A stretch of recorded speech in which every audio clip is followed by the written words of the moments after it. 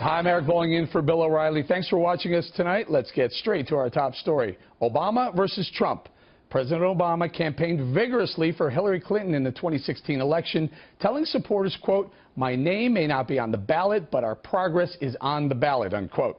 Despite Clinton's defeat, Obama still thinks he would have beaten President-elect Donald Trump in a head-to-head matchup, as he told his former advisor David Axelrod in a podcast yesterday.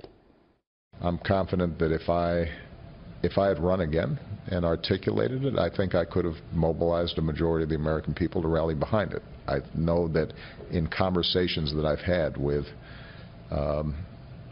people around the country, even some people who disagreed with me, they would say the vision, the direction that you point towards is the right one.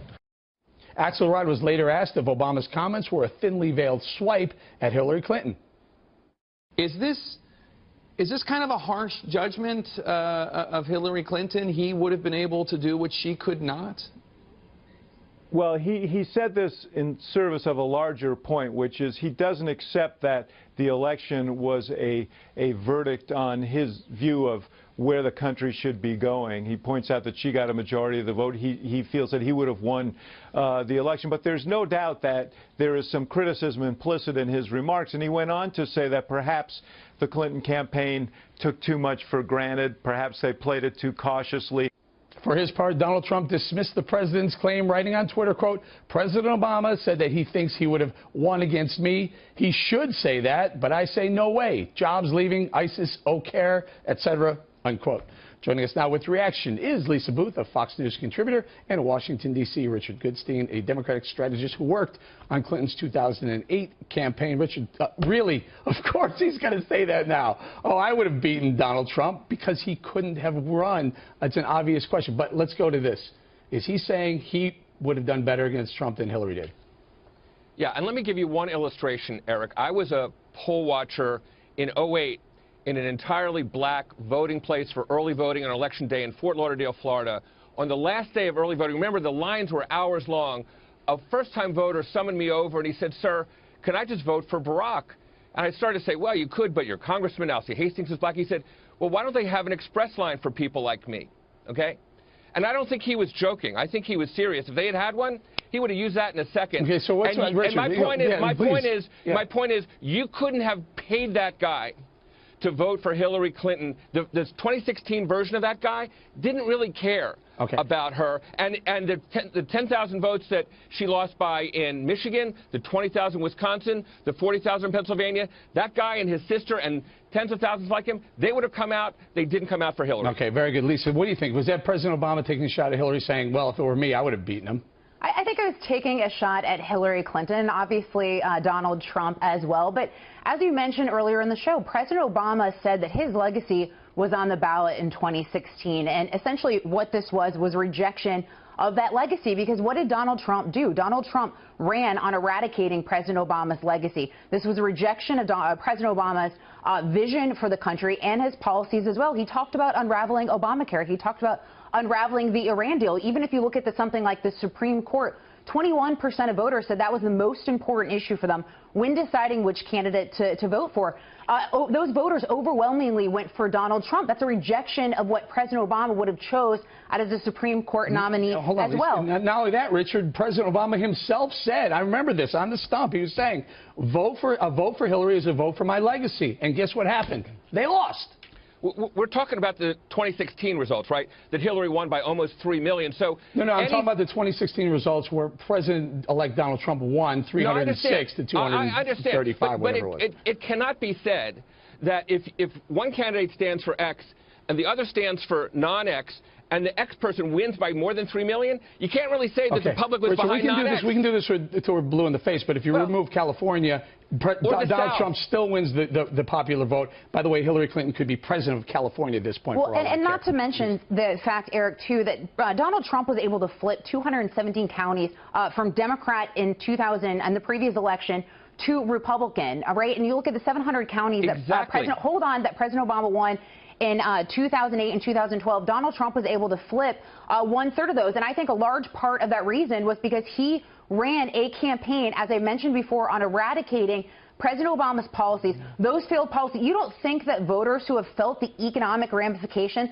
of President Obama's policies, whether it's the fact that he's the only president in history, hold on, I let you speak, the only president in history to not see 3% economic growth, the fact that we've seen more small businesses go under than be created, the fact that in places like Arizona, insurance premiums have increased over 100%. You don't think that voters went to the ballot knowing that President Obama's legacy was on the ballot, which is a pure repudiation of his legacy and his policies? What I think is that having brought unemployment down by a half, by having the stock market virtually triple under the Obama presidency, by having finally middle-class incomes go up for the first time in 15 years, yes, I think all those people in counties that went Obama in 08 and 12 would have voted for the real thing in 16 and not for the guy who is making all these promises that we know he can't keep. Okay, no, fair enough. Maybe that is the case. However, for President Obama to just a month after the election to come out and say, by the way, I would have won, he is taking a shot at Hillary Clinton. I mean, look, there's no question he was her best surrogate. I'd say Michelle Obama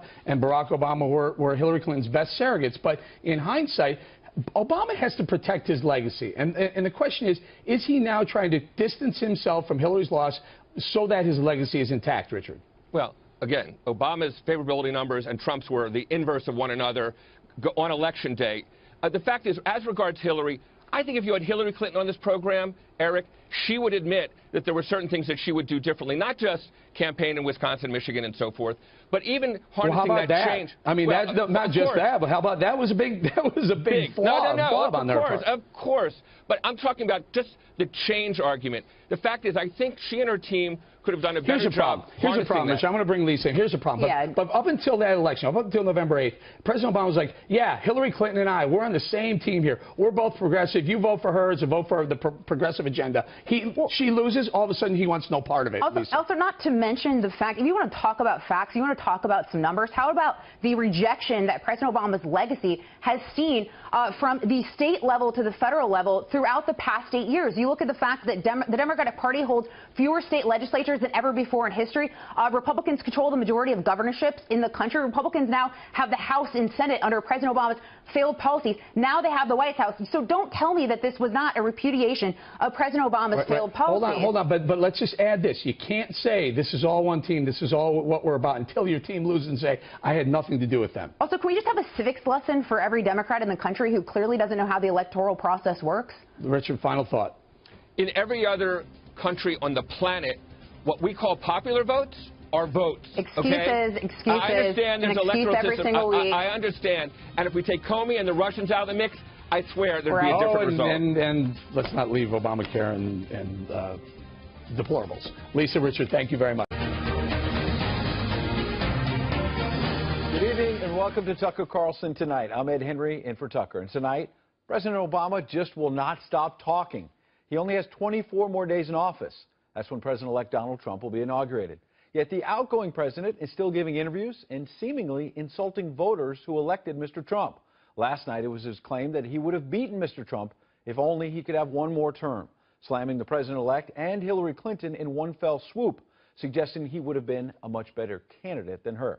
But that's not all. Now the president's taking aim not at Trump or Clinton, but at you, especially if you're white and watching tonight in the South. In a podcast with his former senior advisor, David Axelrod, Mr. Obama suggested Democrats could not win over white rural voters because of race. And Democrats are so principled, they just won't give any ground, he said, on civil rights. So that we can fairly quote him, here's exactly what the president said. Part of the challenge for Democrats and progressives generally is that if we cannot compete in rural areas, in rural states, if we can't find some way to break through what is a complicated history in the South and start winning races there and winning back Southern white voters without betraying our commitment to civil rights and diversity, if we can't do those things, then we can win elections. Democratic strategist Eric Guster joins us live right now. Good to see you, Eric. I want to stipulate up front, the president's absolutely right about one point, that we have a complicated history in the South, and we have to be honest and straightforward about that. However, in explaining why Donald Trump won, Why does he have to inject race? Well, race was an issue in this election. Donald Trump was supported by the alt-right, which is the white supremacist right group, which thoroughly supported Trump, who actually came out, many of them came out and said today that if they will rebel against Trump if he does not hold to his values according to them. You could point to some voters who felt that way, but what President Obama was saying, Eric, was basically all Southern white voters that we can't win them over, he says, as Democrats, unless we compromise on diversity and civil rights. It sounds to me like he's saying they're racist. We can't win unless we give in on civil rights. Ed, he did not say that, and you know he didn't say that. President Obama said that we have to talk to the Southern white voters, which I'm in Birmingham, Alabama today, so I know about Southern voters. This state has been red for so long that in order for the Democrats to win the South, they have to come into the South, talk about the issues that many voters, especially white voters, want them to discuss, and then try to infiltrate their loyalties to the GOP. The president did not state that all white voters were racist. He did not state that all white voters were voting just because Donald Trump believed in certain things, so that's not actually true. But he said we can't win over these Southern white voters without compromising on civil rights and diversity. How else can you read that? No, the president said that we have to win them over, but we can't compromise on civil rights and diversity. That's what I said. Because that is a divisive issue with some people, where they don't want you to talk about affirmative action issues. They don't want to talk about diversity in the workplace, but they still want their votes. So this is a very complicated issue that the president actually addressed, and I wish that Donald Trump would come out and address those issues, which he refuses to do. Okay, we didn't hear from Donald Trump today, but we did hear from another Republican, Mike Huckabee. He was on Fox and Friends with me and Brian Kilmeade, Abby Huntsman today. Here's what he said about the president's comments. The rejection of Barack Obama in the South had nothing to do with race. It had to do with policy. It had to do with his pushing an aggressive abortion position upon people who think that life is precious and sacred. It had pushing an idea that we could redefine marriage from a biblical standard. It had to do with wrecking and destroying the economy and seeing people whose jobs provided them less money after years than it did before. It had nothing to do with color. It had to do with the content of the policy and the disaster that it wrought. What about that point, Eric, there? He's a Republican, but can't you admit this was about the actual policies that were on the ballot? It was not about race. There are several issues, and race is one of them, and we can't ignore that race is an issue in elections, especially this past election with Trump and Clinton. But in this particular instance, what Mike Huckabee just stated was wrong. Race was a factor. You look at the rally that he did in Huntsville, Alabama, the one he did in Birmingham, Alabama, in which a black man was attacked in Birmingham, Alabama, right here next to where I'm actually doing this segment. Okay, but Donald Trump did not attack that African-American man.